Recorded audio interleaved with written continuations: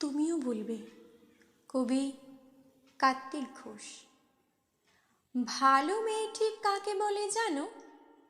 ভালো ছেলে মানে কি? তুমিও বলবে। সহজ প্রশ্ন, মাপকাঠি একটি। যে মেয়ে পেয়েছে অঙ্কে 100, যে ছেলে ভূগোলে সেরা, তারাই তো ভালো, সবাই বলছে। হীরের টুকরো এরা।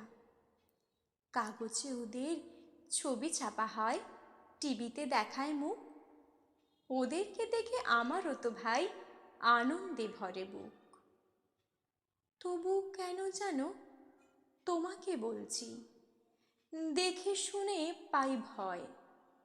শুধু এত এত নম্বর পেলেই কি ভালো ছেলে মেয়ে হয়? আচ্ছা, ধরো না যে মেয়ে পেয়েছে অঙ্কে অনেক কম, তার গান শুনে মুগ্ধ সবাই হাততালি হারতাম। ওই যে ছেলেটা পাশ করে গেছে এবারেও টেনে টুনে। বলতে কি ভাই আমরা অবাক ওর আবৃত্তি শুনে।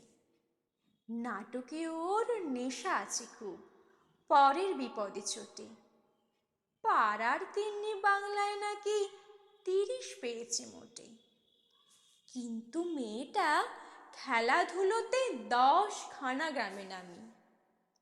সত্যি বলো তো, তুমিও বলবে ওরা নয় কেউ দামি?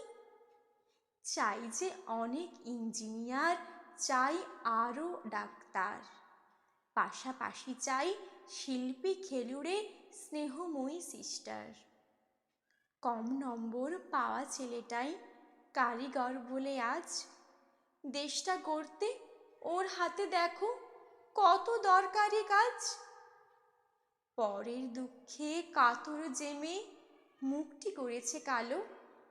কম নম্বর পেয়েছে বলে কি বলবে না ওকে ভালো? অভাবের টানে কলেজে পড়েনি, ছোট দরমার বাড়ি।